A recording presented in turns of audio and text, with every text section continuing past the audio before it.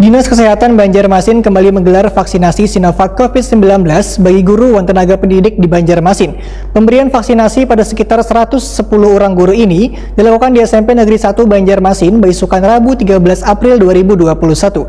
Pemberian vaksin ini merupakan pertama kali dilakukan selawas bulan Ramadan 1442 Hijriah.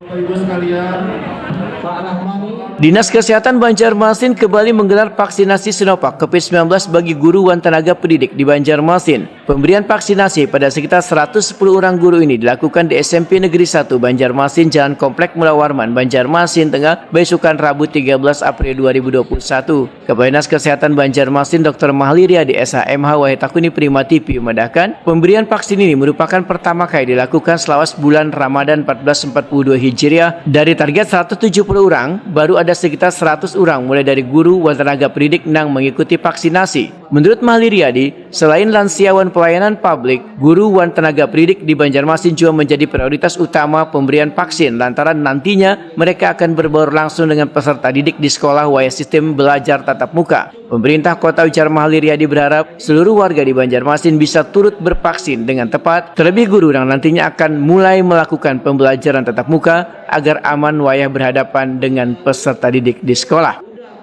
Jadi Pak, ini dilakukan di bulan Ramadan yang pertama atau dari Ya. sasarannya juga? Jadi hari ini hari pelaksanaan vaksinasi yang pertama kali kita laksanakan di dalam bulan Ramadan, dan sasarannya para guru. Kita pengen memvaksin seluruh guru yang ada di Kota Banjarmasin sebagai bentuk perlindungan kepada masyarakat yang nantinya anak-anaknya ikut sekolah dalam tatap muka, dan juga tentu para guru ya lebih dahulu kita vaksinasi dalam nanti pada proses belajar mengajar tatap muka semua bisa terlindungi. Nah, hari ini kita mengunjungi di SMP 1 Kota Banjarmasin. Kita dapat laporan hari ini ada 100 guru yang divaksin di sini dari target 170 guru ya, dan beberapa sekolah yang lainnya juga kita kunjungi.